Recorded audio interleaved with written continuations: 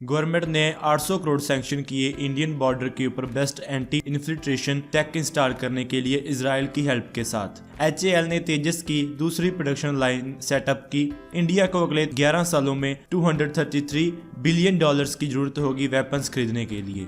India और Vietnam ने बातचीत की आकाश और ब्रह्मोस मिसाइल्स की सेल के ऊपर। Indian army chief Bipin Rawat ने कहा कि दोनों HAL रुद्रा और लाइट कॉम्बैट हेलीकॉप्टर्स टूथलेस हैं। C295W ने Indian flight trials program complete कर लिया।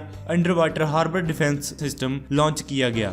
इंडिया के लिए अच्छी खबर है, इजराइल ने UAV एक्सपोर्ट रिस्ट्रिक्शंस आसान कर दी हैं। स्वागत है आपका आज की इस वीडियो में। शुरू करने से पहले आप मेरे चैनल को सब्सक्राइब कर दें, इससे आपको मेरी हर नई वीडियो का नोटिफिकेशन आ जाएगा। आप हमें फेसबुक पर भी फॉलो कर सकते हैं, हमारे फेसबुक पेज का लिंक डिस्क्रिप्शन में है। तो चलिए शुरू करते हैं।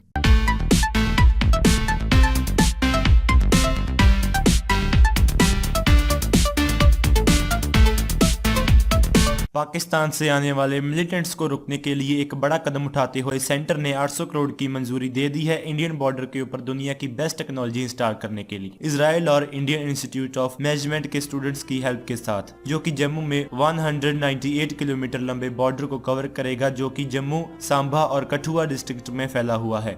फोकस आतंकवादियों को ट्रैप करने के ऊपर है, तब भी जब वो बॉर्डर के फेंसिंग को पार कर जाएं या सुरंगों से घुस जाएं, जैसा कि पहले होता देखा गया है। ये टेक्नोलॉजी ये पक्का करेगी कि मिलिटेंट्स को किसी भी तरह बॉर्डर के ऊपर ही ट्रैप किया जाए। प्रिलिमिनरी एक्सपेरिमेंट्स प्रोजेक्ट के ऊपर बहुत सक्सेसफुल रहे हैं। सेंटर ने 800 करोड़ अप्रूव किया है इस प्रोजेक्ट के लिए, क्योंकि वो सारी कॉस्ट उठाएगा लेटेस्ट लेजर बेस्ड टेक्नोलॉजी की इंस्टॉलेशन के लिए बॉर्डर के ऊपर। पहली बार इंडियन गवर्नमेंट ऑफिशियली इजराइल की हेल्प ले रही है इंस्टॉलेशन में वर्ल्ड की लेटेस्ट टेक्नोलॉजी इक्विपमेंट्स की इंटरनेशनल बॉर्डर के ऊपर। इजराइल के अलावा इंडियन इंस्टीट्यूट ऑफ मैनेजमेंट के स्टूडेंट भी इस प्रोजेक्ट पर काम कर रहे हैं और इसमें मदद करेंगे। हिंदुस्तान एरोनॉटिक्स लिमिटेड ने दूसरी line for series production setup की है तेजस जेट के लिए। ये नई लाइन एयरक्राफ्ट डिवीजन में बनी दिसंबर 2016 में।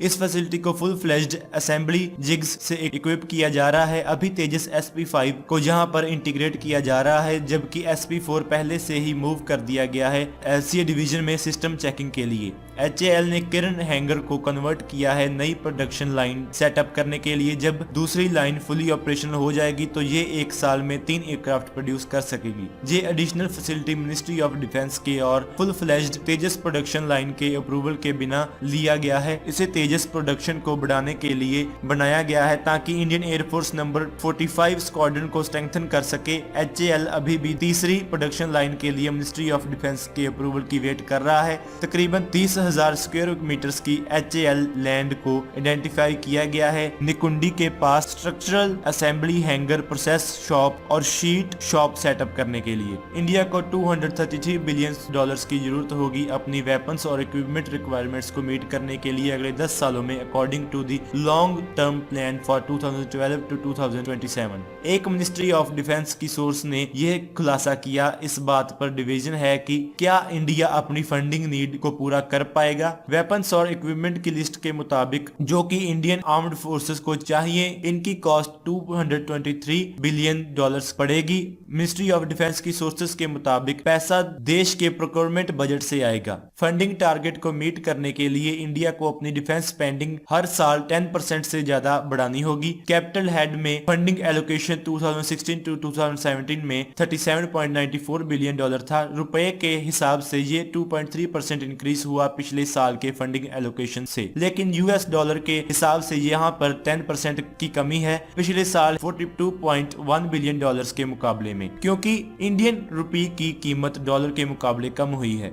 कई ऐसे प्रोजेक्ट हैं जो मिनिस्ट्री ऑफ डिफेंस से फाइनलाइजेशन की वेट कर रहे हैं पिछले 3 to 4 इयर्स में, जिसमें 36 रफाल फाइटर्स की खरीद फ्रांस से, 56 एयरबस C295 ट्रांसपोर्ट एयरक्राफ्ट की खरीद, licence production of 226 Kamov helicopters की इंडिया में, 145 ultra light howitzers artillery guns United States से, 155 mm ट्रैक्ड आर्टिलरी गन्स की परचेस, 218 एरो इंजन की purchase, Honeywell British built Jaguar aircraft के लिए और Russian made S-400 advanced air defence systems की 5 units की परचेज शामिल है।